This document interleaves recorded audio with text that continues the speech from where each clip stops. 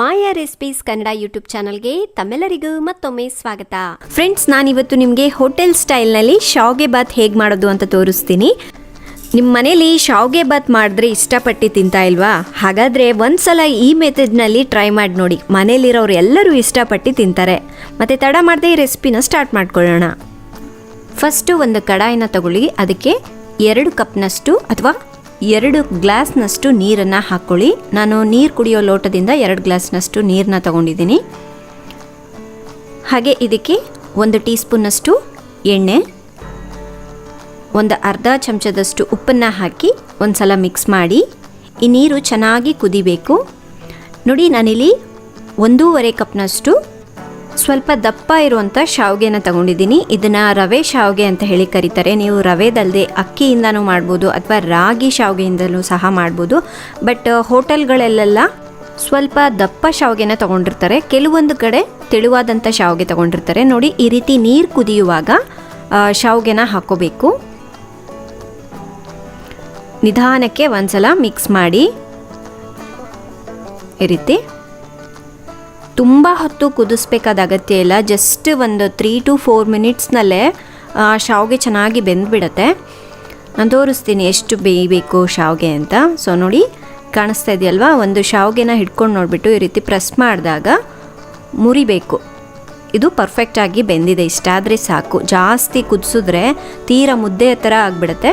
ಈಗ ಇದರಲ್ಲಿರ್ತಕ್ಕಂಥ ನೀರನ್ನು ಚೆನ್ನಾಗಿ ಸೋಸ್ಕೊಂಡ್ಬಿಡೋಣ.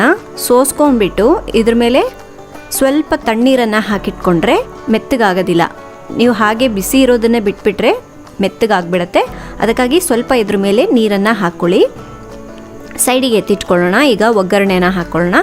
ಒಂದು ಪ್ಯಾನ್ಗೆ 2 ಟೇಬಲ್ ಸ್ಪೂನಷ್ಟು ಎಣ್ಣೆನ ಹಾಕಿ, ಎಣ್ಣೆ ಚೆನ್ನಾಗಿ ಕಾದ ನಂತರ ಒಂದು ಅರ್ಧ ಟೀ ಸ್ಪೂನಷ್ಟು ಸಾಸಿವೆ ಚಿಟಪಟ ಅಂದಮೇಲೆ ಒಂದು 10 ರಿಂದ 12 ಗೋಡಂಬಿ ಪೀಸ್ನ ಹಾಕ್ಕೊಳ್ಳಿ. ಗೋಡಂಬಿ ಹಾಕೋದ್ರಿಂದ ಶಾವಿಗೆ ಬಾತ್ಗೆ ಒಳ್ಳೆ ಟೇಸ್ಟ್ ಕೊಡುತ್ತೆ. 1 ಟೇಬಲ್ ಸ್ಪೂನಷ್ಟು ಶೇಂಗಾ ಬೀಜ, 1 ಟೇಬಲ್ ಸ್ಪೂನ್ ಕಡಲೆಬೇಳೆನ ಹಾಕಿ ಸ್ವಲ್ಪ ಕೆಂಪಗಾಗೋವರೆಗೂ ಬೇಯಿಸ್ಕೊಳ್ಳಿ. ಸ್ಟವ್ನ ಮೀಡಿಯಂ ಫ್ಲೇಮ್ನಲ್ಲಿ ಇಟ್ಕೊಂಡು ಮಿಕ್ಸ್ ಮಾಡ್ತಾ ಇರಿ. ಇಷ್ಟು ಕೆಂಪಗಾದರೆ ಸಾಕು. ಸ್ವಲ್ಪ ಕರಿಬೇವಿನ ಸೊಪ್ಪನ್ನ ಹಾಕಿ ಚೆನ್ನಾಗಿ ಮಿಕ್ಸ್ ಮಾಡ್ಕೊಳ್ಳಿ.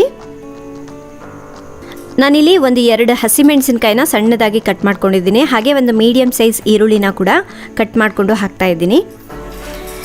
ಈರುಳ್ಳಿ ಸಾಫ್ಟ್ ಆಗೋವರೆಗೂ ಬೇಯಿಸ್ಕೊಂಡ್ರೆ ಸಾಕು. ತೀರಾ ಕೆಂಪಗಾಗೋವರೆಗೂ ಬೇಯಿಸ್ಬೇಕಾಗಿಲ್ಲ. ಇಷ್ಟಾದರೆ ಸಾಕು. ನೆಕ್ಸ್ಟ್ ಇವಾಗ ನಾನಿಲ್ಲಿ ಒಂದು 1/4 ಕಪ್ನಷ್ಟು ಬೀನ್ಸು, ಹಾಗೆ 1/4 ಕಪ್ನಷ್ಟು ಕ್ಯಾರೆಟ್, 2 ಟೇಬಲ್ ಸ್ಪೂನಷ್ಟು ಹಸಿ ಬಟಾಣಿನ ತೊಗೊಂಡಿದ್ದೀನಿ. ವೆಜ್ಜೆಲ್ಲ ಹಾಕಿ ಮಾಡಿದ್ರೆ ಇನ್ನೂ ಟೇಸ್ಟ್ ಕೊಡುತ್ತೆ. ಈ ಹೋಟೆಲ್ಗಳಲ್ಲೆಲ್ಲ ಜಾಸ್ತಿಯಾಗಿ ತರಕಾರಿಗಳನ್ನು ಯೂಸ್ ಮಾಡೋದಿಲ್ಲ, ಬರೀ ಈರುಳ್ಳಿ ಹಸಿಮೆಣಸಿನ್ಕಾಯಿ ಅಷ್ಟೇ ಯೂಸ್ ಮಾಡ್ತಾರೆ. ಬಟ್ ನಾನು ಸ್ವಲ್ಪ ಟೇಸ್ಟಿಯಾಗಿರಲಿ, ಹೆಲ್ದಿಯಾಗಿರಲಿ ಅಂತ ಹೇಳಿ ತರಕಾರಿನ ಉಪಯೋಗಿಸಿದ್ದೀನಿ. ಹಾಗೆ ಇದಕ್ಕೆ ಎಷ್ಟು ಬೇಕೋ ಅಷ್ಟು ಮಾತ್ರ ಉಪ್ಪನ್ನು ಹಾಕಿ ಚೆನ್ನಾಗಿ ಮಿಕ್ಸ್ ಮಾಡ್ಕೊಳ್ಳಿ.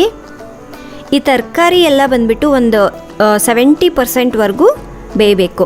ಅಲ್ಲಿವರೆಗೂ ಬೇಯಿಸ್ಕೊಳ್ಳಿ. ಈ ರೀತಿ ಮಧ್ಯ ಮಿಕ್ಸ್ ಮಾಡ್ತಾ ಬೇಯಿಸ್ಕೋಬೇಕು.